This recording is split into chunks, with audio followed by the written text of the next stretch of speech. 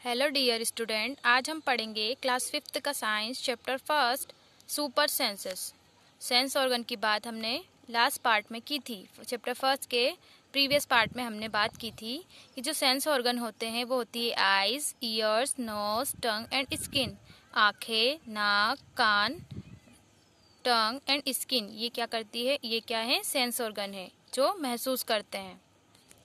Previous part में हमने पढ़ा था नोज़ के बारे में। जो नोज़ होती है उसका कार्य होता है सूंघना, तो वो गुड स्मेल को भी सूंघती है और बैड स्मेल को भी सूंघती है। तो उसमें आता है, गुड स्मेल में आता है अगरबत्ती है, फूल है, इत्र है, इनकी खुशबू अच्छी होती है, तो ये होती है गुड स्मेल। सड़ा हुआ कचरा जो रहता है या गार्बेज जो रहता है, डेड बॉडीज़ जो रहती है, गैस रहती है, डेड एनिमल्स रहते हैं, तो इनकी बदबू अच्छी नहीं होती, इसीलिए इन्हें क्या बोलते हैं अपन? बैड स्मेल कहते हैं, बुरी गंध ये होती है। आज हम पढ़ेंगे आइज़ के बारे में। हमारा सेकंड सेंस ऑर्गन है आइज़, जिसके बारे में आज हम पढ़ेंगे। Let's see.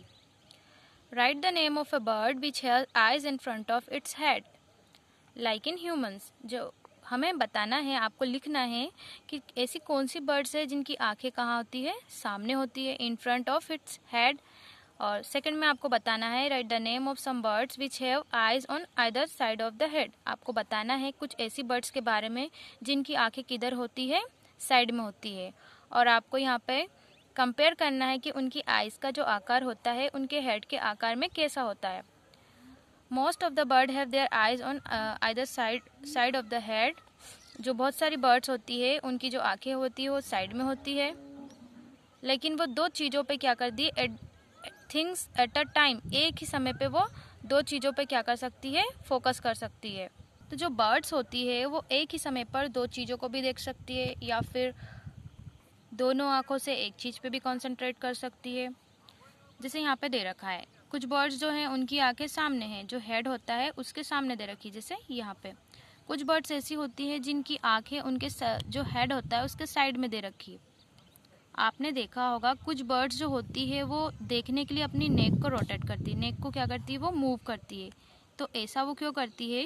क्योंकि उनकी जो आंखें हैं, आंखों की जो पुतली है वो रोटेट नहीं कर सकती, इसीलिए वो क्या करती है? So birds have to turn their head to see around. क्योंकि उनकी आंखों की पुतली रोटेट नहीं कर सकती, इसीलिए वो क्या करती है? अपनी गर्दन को ही वो आसपास घुमाती है।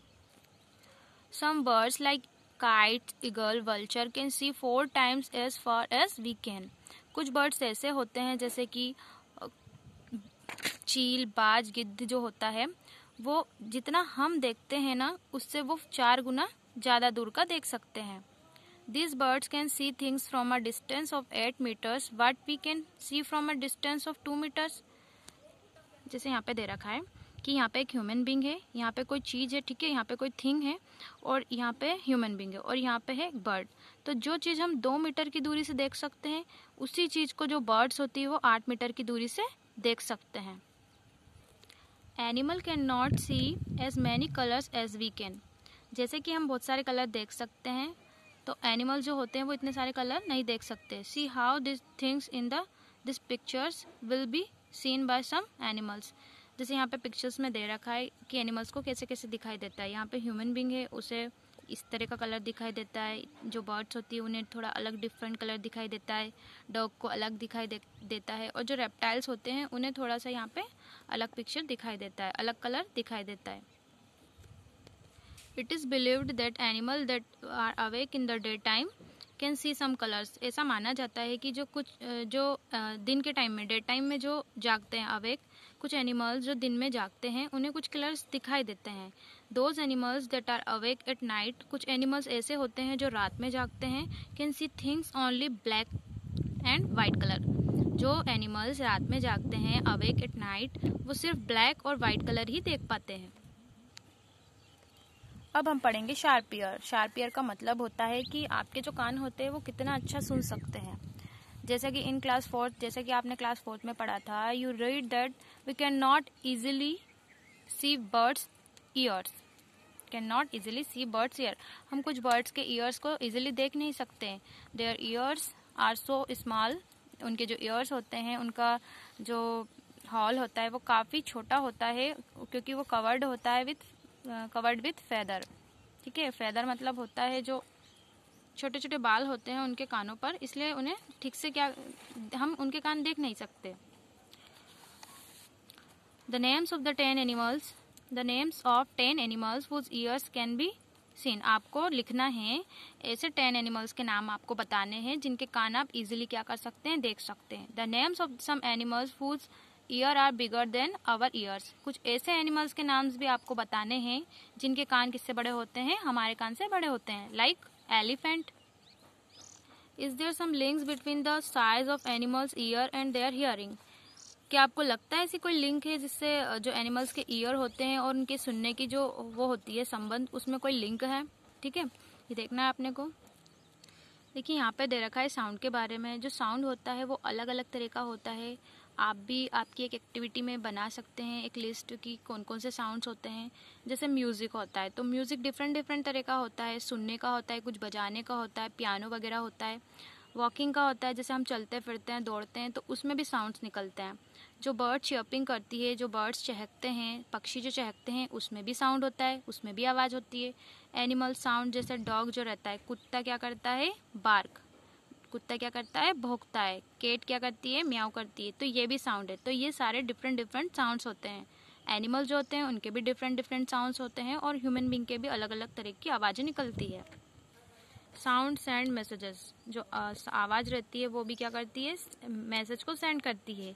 जैसे कि जो ऊंचे पेड़ होते हैं, high up on a tree, जो लंगूर रहता है वो वार्न हो जाता है, अलर्ट हो जाता है। अदर डेंजर एनिमल्स जो होते हैं जैसे टाइगर और लियोपर्ड होते हैं, उनसे क्या हो जाता है, वो अलर्ट हो जाते हैं। तो उन्हें क्या होती है, एक वार्निंग कॉल, मतलब एक मैसेज आता है, एक ऐसी आवाज़ आती है कि उन्हें पता चल जाता है कि कोई डेंजर एनिमल उनके पास में आने वाला है। ठीक है।